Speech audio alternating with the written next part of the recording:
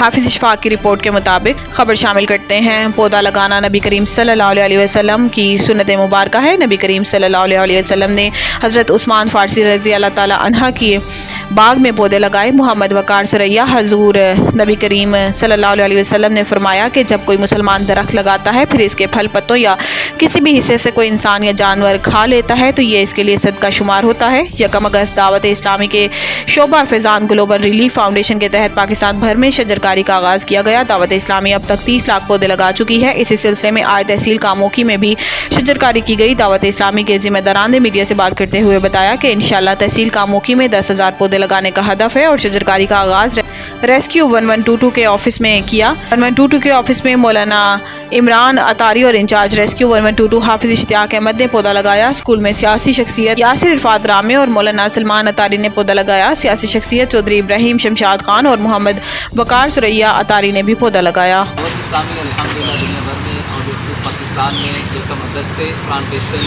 کے حوالے سے مہم جاری کیے ہوئے ہے اور ہمارا نعرہ ہے کہ پودا لگانا ہے درخت بنانا ہے۔